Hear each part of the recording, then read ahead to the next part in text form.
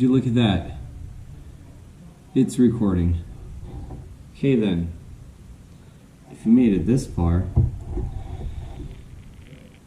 this is a long story short version of the very first episode on the YouTube channel. I'm going to be trying to update as religiously as possible about building that LS motor, get it into the RX7. These seats work. It's going to be a mission, but I'm going to try to vlog it as much as possible. Never done it before. I am not a wizard with videography. I do not have a master's in video editing, video mastery, wizardry, etc., etc. On top of everything else, it is very hard for me to try to either A, stay on track, big thanks to my ADD, or B, try to keep on updating every week as things change every week. So, like I said before, long story short, we're gonna jump right into it. Very first episode. I've been working on this LS oil pan for a good amount of time. It's easy, it's just I've been lazy. Improved racing, oil baffle in it. Good old clanky boy in there, so that way that LS motor doesn't starve. I got to get this older oil pan gasket out because I got a new one right here from Improved Racing. But this is the first time I've ever seen anything like this happen. They actually rivet in the oil pan gasket to the actual oil pan. I've never seen that before. Usually whenever I'm doing oil pans, it's on imports. You have to use, you know, the oh so glorious Honda bond to try to link up the oil pan to the gasket, from the gasket to the motor, and etc., etc. And that's a giant pain in the ass. But this is actually a pretty beefy oil pan gasket, and honestly, I probably don't even have to replace it. But due to, you know, circumstances and the fact that I just don't trust reusing parts, I'm just going to replace it anyways. So what I'm going to do is I'm going to drill this out, probably do a very shitty job at that in general, and on top of everything else, probably snap a drill bit today. So we're going to get started on that.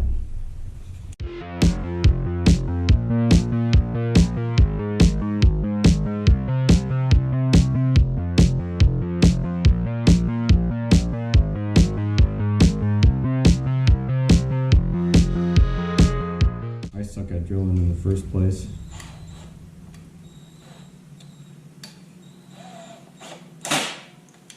So, I mean, hindsight, I should probably put something inside the oil pan to make sure that, you know, there's no metal shavings going in, etc., etc. So what I'm going to do, I'm going to act like a 8-year-old kid inside math class, just trying to, you know, cover up my answers on my test. And we're going to see how that goes. Watch me drill right into my fucking hand.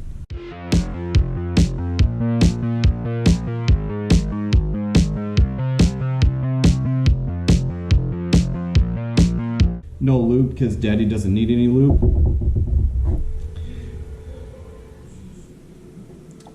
And I didn't get through it yet, but luckily none of those metal shavings got anywhere near that oil pan on the inside. So the chassis is a 87 Turbo 2 chassis, it's an S4.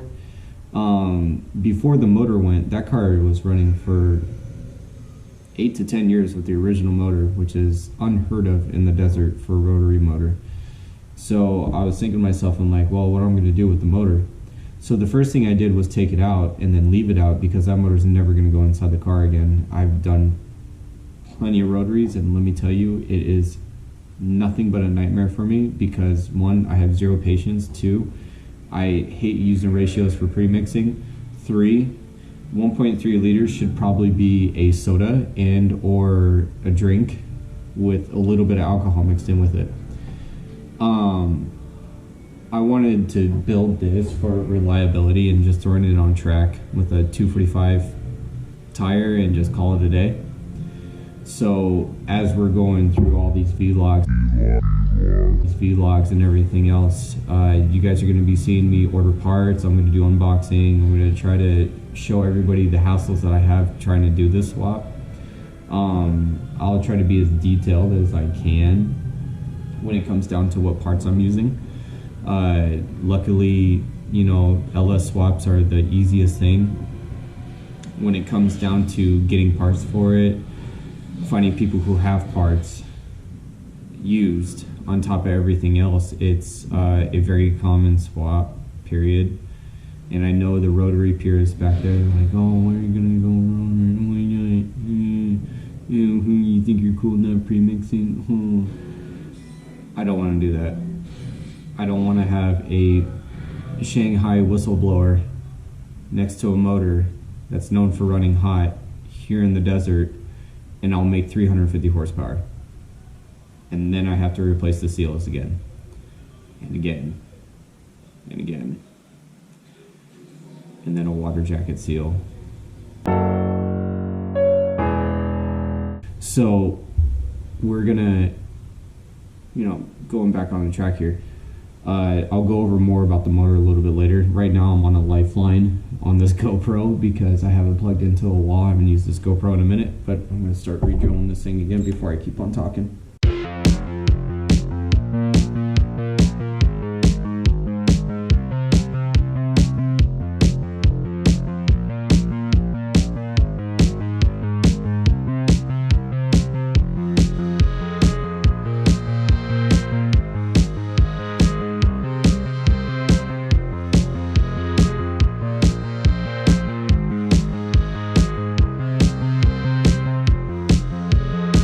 That probably honestly didn't do dick. Probably just got aluminum shavings all inside the oil pan.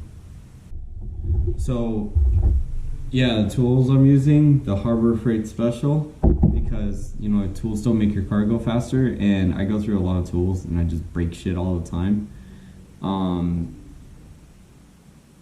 Yeah, if I had Snap-on money, I'd probably still buy Harbor Freight tools.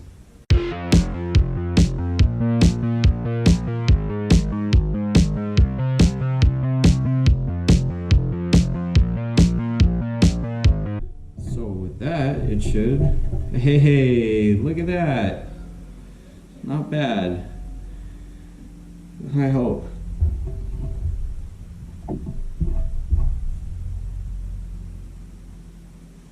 So we're just gonna toss that really quick. So typically whenever you get a rivet stuck on a drill bit like this, I just reverse ways, grab a little bit of plier and make myself look like a jackass right now because this ain't working. Before.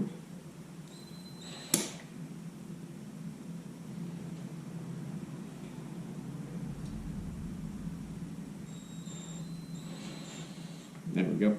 So there's still a little bit of residual rivet still stuck inside the pan.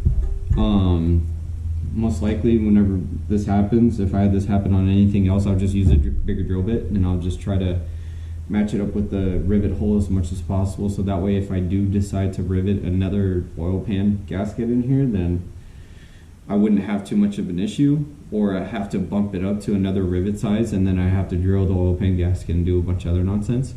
I really hope I don't ever have to do that, but what I'm going to do, I'm going to drill this out because there's too much of a recess above the gasket, or above the pan for the gasket anyways. So let's try to do this right quick.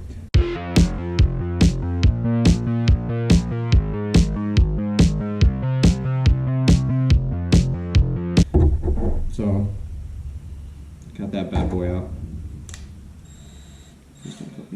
So if honestly, if I was gonna tell everybody at home,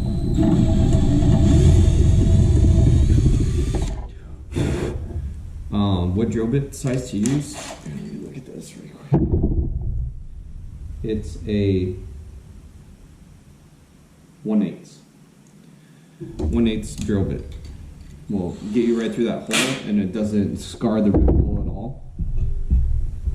So you guys will be A-okay. There's no scorching on the walls or anything else like that, or any kind of weird divots. So that's solid. Now, this baffle's pretty sick, I'm not gonna lie.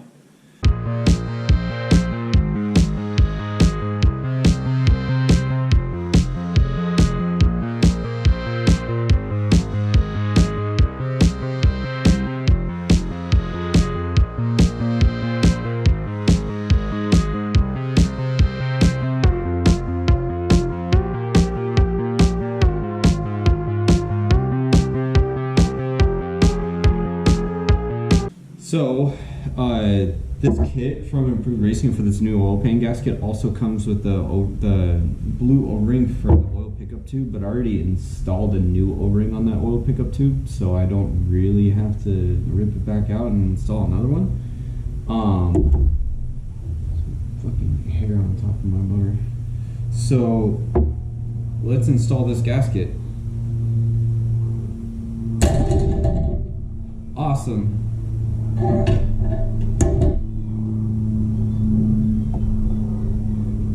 So it actually, oh fuck, actually looks like the wrong gasket. Why the fuck is that hole there?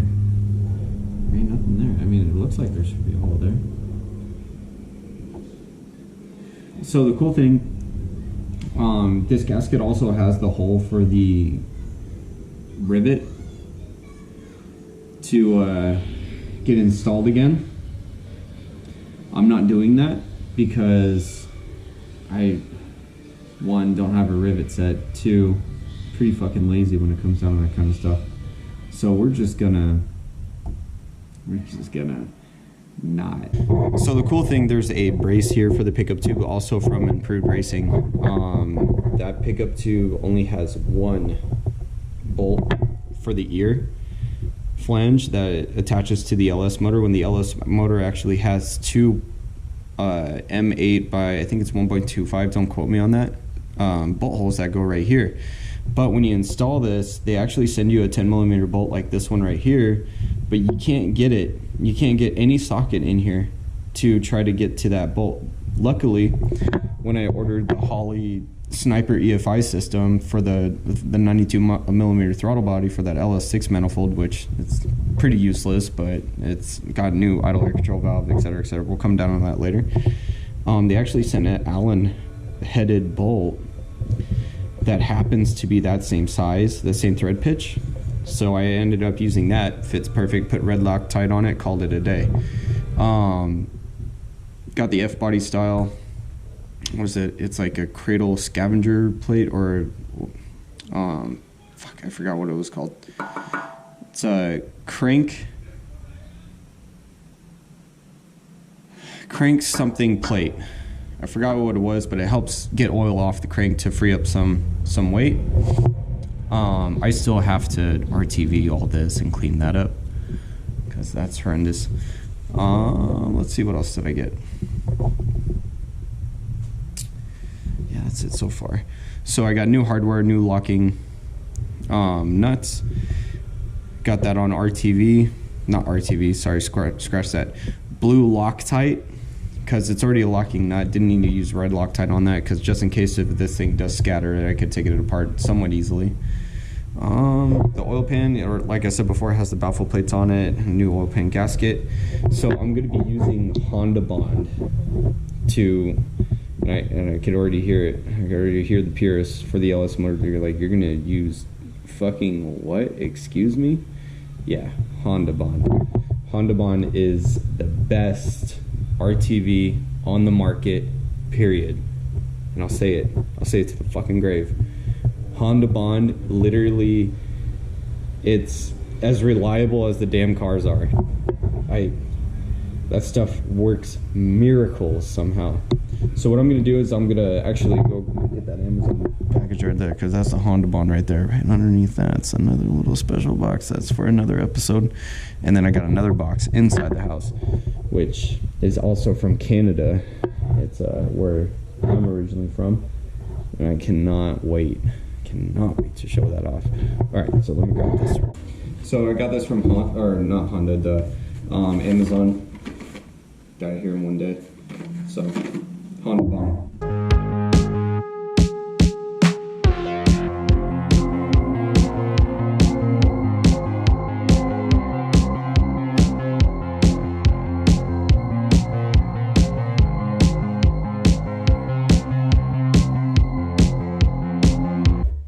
Highly recommend anybody who has a garage install a sink right next to your water heater. It's fucking breathtaking.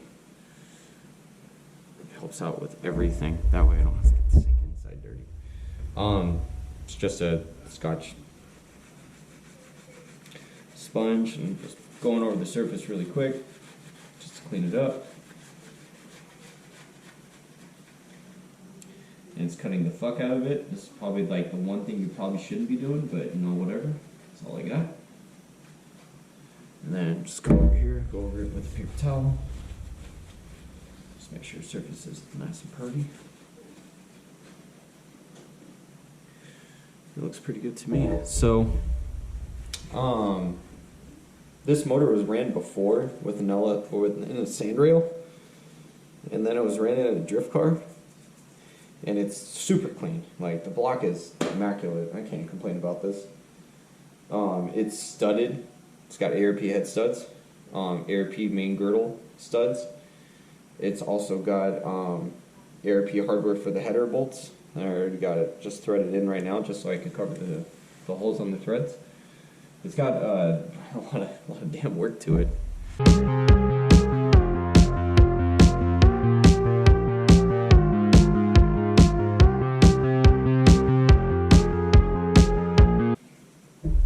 So that LS gasket's pretty strong. I'm not gonna lie, that LS gasket's pretty beefy. I'm just going over the surfaces just to scuff it up for that Honda bond, just to adhere a little bit better. And people typically say like, oh, you don't really have to use a lot of RTV with the LS motor. I like to be safe than sorry. They said mostly the corners need a lot of RTV, just because that's the ones that don't have exactly as much hardware holding it down.